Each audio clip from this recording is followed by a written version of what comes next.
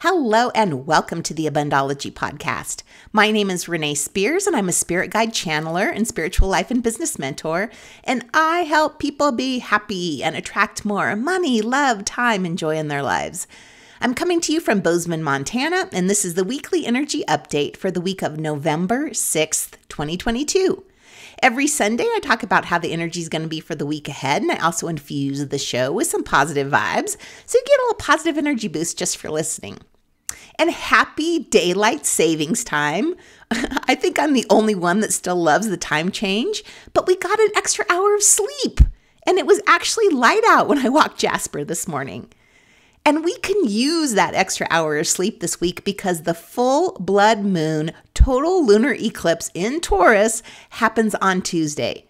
And it's a biggie. It's full of surprises, fast, abrupt endings, and cosmic twists of fate. So the full moon eclipse happens in the early morning on Tuesday, the 8th. It's about 3 o'clock Pacific time, 6 a.m. Eastern time. And this full moon is the beaver moon, because this is the time of year when beavers are building up their lodges and dams for the winter. And people of the past would typically set out beaver traps at this time of the year too. And this is a lunar eclipse, which means it happens when the moon is full and the sun, moon, and earth line up in such a way that the moon is in the earth's shadow. And this makes it look red, and that's why it's called a blood moon. So the great news, and let's keep this in mind as we talk about today, the great news is that this full moon is in Taurus, and it loves being there. The moon symbolizes home and safety and nourishment, which are all things Taurus loves and thrives in. So Taurus reminds us to take care of ourselves and others, and this helps us feel safe and calm during this time of change. And because it's in Taurus, it helps us follow our values and let go of things that aren't for our highest good.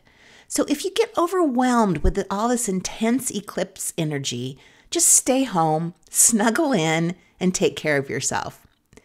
You know, there's so much happening with this moon that I'm not really sure where to start. So eclipses are global events, and they've been tied to major collective events since the dawn of time. They expose things and they bring them to light, and they're not necessarily moments of decision or action, but of clarity. They also mark dramatic endings and releases. And this lunar eclipse happens on the same day as the midterm elections. And it packs even more punch than a usual eclipse because it's conjunct Uranus, which is the planet of disruption and surprises. It's also conjunct the north node of the moon. So the north node is where we're going. It's our future. And this eclipse propels us toward the future at the speed of light. Thank you, north node. And it brings up shocking truths, thank you, Uranus, that shake up the very foundations we build our lives upon. And this is happening both collectively and individually. And the moon and Uranus also square Saturn. So this results in a huge shift in our individual and collective value systems, financial paradigms, relationships, and our ideas of how life should be. We're letting go of old attachments, old identities, and outdated ways of being. And at the same time, we have a Mercury-Sun cazimi. And this just means that the Mercury and the Sun are in exact alignment and things emerge from the shadows. We get clarity. We get downloads. We understand things in a deeper way than we ever have before. This is like mic drop time. So if we add all this together, we can expect some powerful revelations and insights that may be hard to hear, hard to understand, and even hard to swallow. And we can think of these insights as an opportunity to live our lives more honestly and more in line with who we really are. So this combination of events doesn't happen every day, every year, or even every decade. This time is a gift. This is a huge opportunity to get honest with yourself and acknowledge what you want really deep down.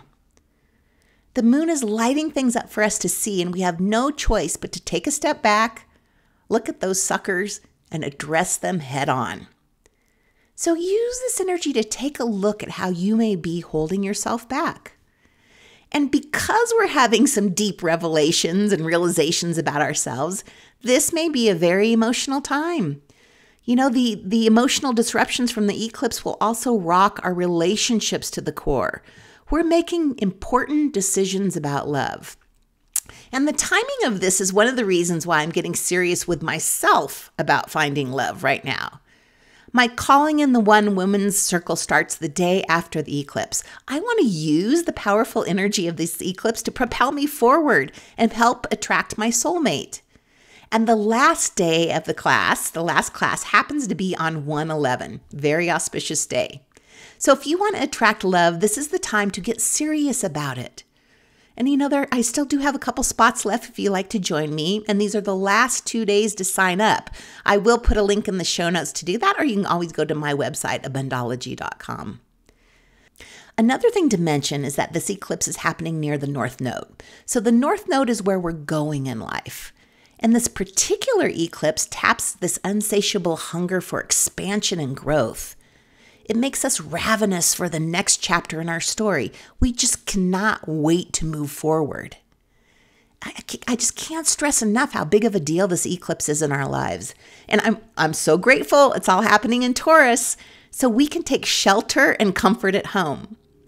You know, some other ways we can take care of yourself right now are to expect the unexpected during this time.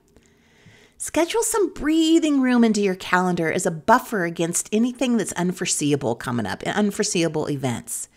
So if you're voting, get out to the polls early and be prepared for unpredictable wait times. We will also want to rest deeply and often. Anywhere and any time you can get some shut-eye, take it. Give yourself ample time to integrate all the change. So thank you, daylight savings, for an extra hour of sleep right now. And then practice some grounding. Get out in nature. You know, tend to your houseplants or spend some time with your pets.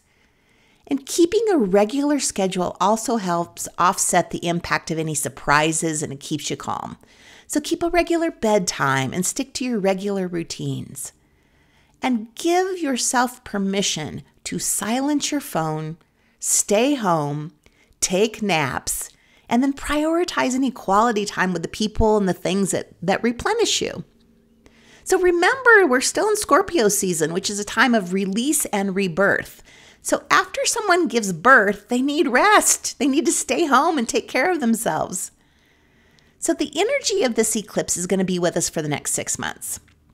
Something has been building inside of us this whole year. And now is the time when the energy of the cosmos demands that we let it out. This is an emotionally charged and dramatic time. Everything feels big and larger than life. Epiphanies and a crisis of sorts, which could be a crisis of consciousness, provide us with this golden opportunity to move forward in a very, very different way.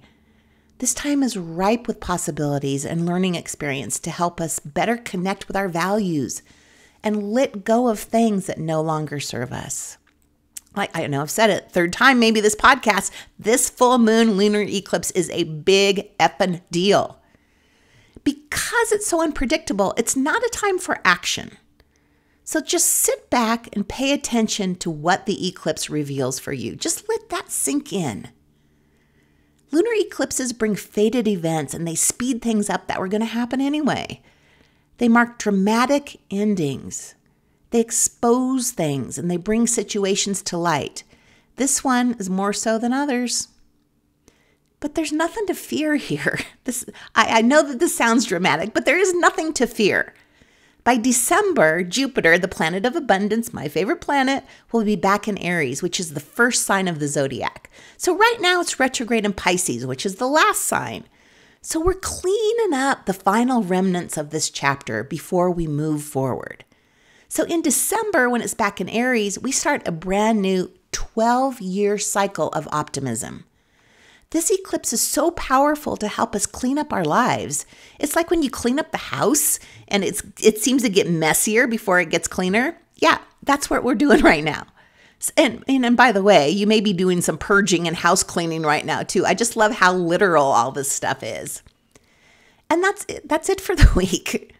Remember to schedule extra time in your calendar. Rest and sleep every chance you get. Take some naps.